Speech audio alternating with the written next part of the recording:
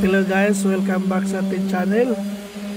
Dito pa rin tayo sa bahay na to na malaki. Okay, so ang ginagawa namin ngayon ay nag-prep pa lang. Nasa stage pa kami ng prep. So ang problema nitong existing paint, so ganito. So nakita nyo guys, no, maraming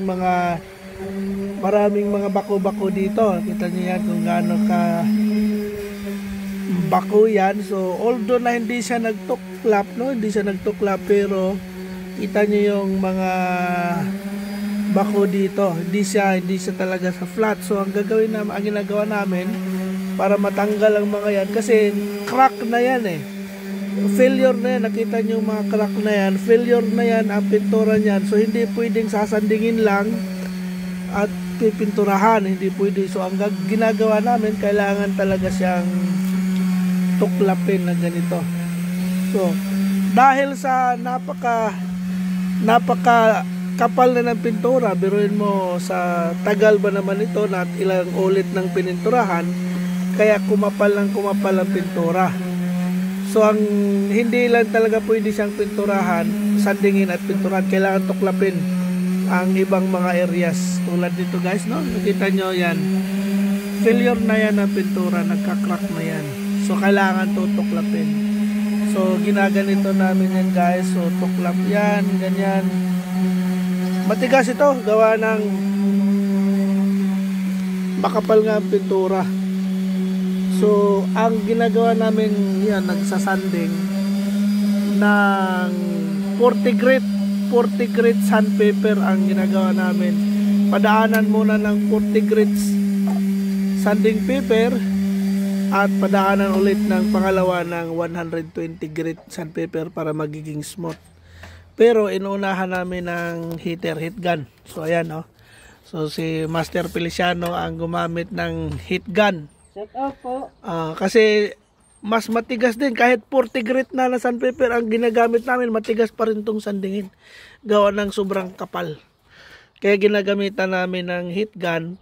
Ang problema lang itong heat gun, kasi danger nga to sa baka mag-cause ng sunog, no?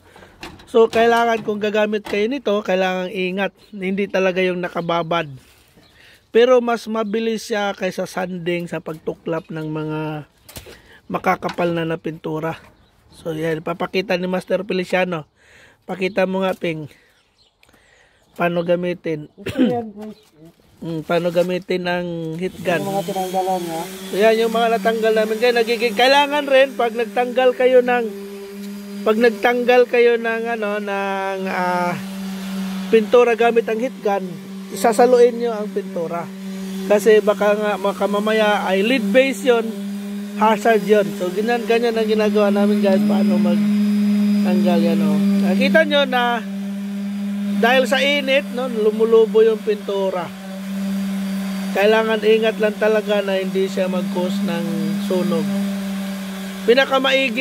Mabilis at madaling paraan ang heat gun sa pagtatanggal ng lumang pintura. Ayan, ganyan ang ginagawa niya. Nakita nyo, no, na so yan, dito sampulan mo dito sa mga ganito yung mga oka-oka. So yan guys, kita ko. So ayan, oh, lobo kagad yung pintura, tapos saka mo siya iscripin. Ayan, siya ang pinaka-effective kaysa sanding. Ang sanding, marami kang uubusin na sanding paper, magastos. Kaya ganyan ang ginagawa namin. So ganyan magtuklap ng pintura. So ayan, pagkatapos yan guys, so ganito na ang itsura niyan. Padaanan siya ng 40, yun, 40 grit sandpaper ang ginagamit ng current side, para itong mga to mapupudpud yung mga gilid-gilid at magiging flat. So ganyan ang proseso namin. Itong mga to naman, makita nyo, itong crack na yan, ang kahoy na mismo sa ilalim ang na-crack. Kaya kailangan ding ipi-filler namin yan. Shout out po namin sa mga mahal namin sa buhay, no? Ayan, mahal sa buhay. Shout out namin. Saka, Si Biron. Pamilya namin sa Pinas po. Shout out pala dyan kay J. Mark Lumhod. Isa po siyang pintor dito sa New Zealand, dyan sa Wellington. Shout out sa iyo, bro. Ingat lagi dyan. So, greetings from GP Coating Taranaki. Ayan, so dito kami guys. So, ito na yung result sa aming ginagawa. So, pagkatapos i-hit gun, sinusundan ng sanding dahil itong mga gilid na yan kailangan siyang magiging flat bago pinturahan. So ayan, meron pa nga dito. Ito dapat, ito makikita nyo mga crack na yan. Ito mga to dapat pinaplat pa talaga yan. So ayan guys, maano talaga yung proseso sa pagpapintura sa labas. Hindi lang basta-basta ito. So tulad ng mga to, ayan yung mga pako na yan, pinaprimer namin yan ng metal primer para hindi na siya kakalawangin. At itong crack na to ay pinipilira namin yan. So marami pa guys ang proseso na to dahil malaki. So doon sa kabila, tapos na ang primer doon na sanding na yun. Ito na lang.